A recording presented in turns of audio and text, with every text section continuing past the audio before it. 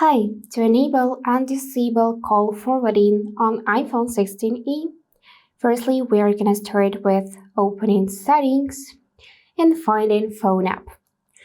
You can do this by going in this last section apps and just scrolling through the list to find phone app, or you can use search bar and manually input phone.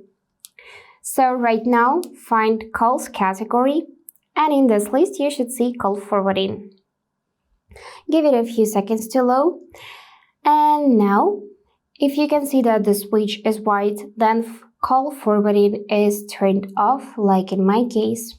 If you want to turn it on, then you will need to toggle on the switch, so it will become green, and manually input phone number to which you want to forward incoming calls.